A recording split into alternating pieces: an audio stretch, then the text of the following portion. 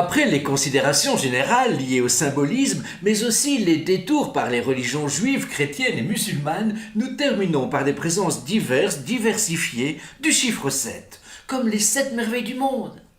Très fidèle commentateur de cette philosophie du bar, Raymond met en évidence les dimensions astronomiques du chiffre 7, les 7 étoiles de la petite ours, ainsi que la notion de septentrional. Ce mot septentrional vient du latin septem triones, qui désigne cette fois la constellation de la grande ourse et l'étoile polaire qui indique le nord.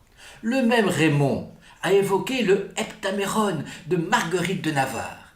Heptaméron parce que ses récits, publiés au XVIe siècle, grivois et anticléricaux, se déroulent sur une semaine.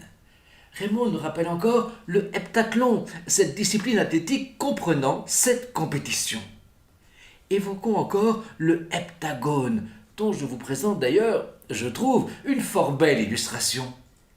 Dans un tout autre domaine, pendant l'Antiquité et le Moyen-Âge, le cursus complet des écoles aborde 7 arts libéraux, divisés en trivium, logique, rhétorique, grammaire, et en quadrivium, arithmétique, astronomie, géométrie, musique.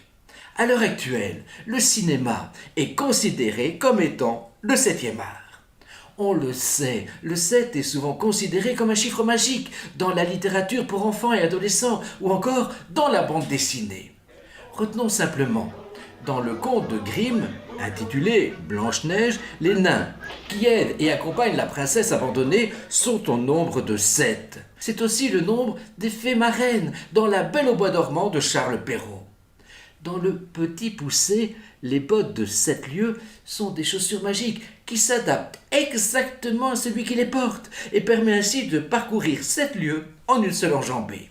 La lieue avait des mesures différentes en fonction des régions. 7 lieues correspondent à une distance de 28 jusqu'à 35 km.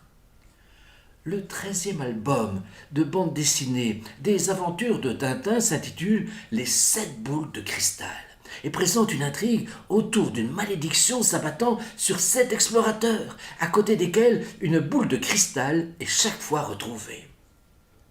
Dans la saga Harry Potter, l'auteur J.K. Rowling a elle aussi repris la tradition littéraire donnant au chiffre 7 une puissance tout à fait magique. 7 tomes, 7 années passées à Poudlard, les 7 combats d'Harry Potter contre Voldemort, etc. Dès l'Antiquité, on a considéré les 7 ans comme une césure, c'est l'âge de raison, c'est-à-dire le début de la prise de conscience des enfants.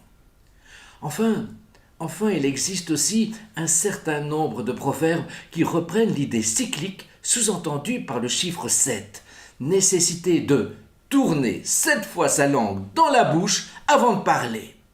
Ou encore, la semaine du travailleur a 7 jours, la semaine du paresseux a 7 demain.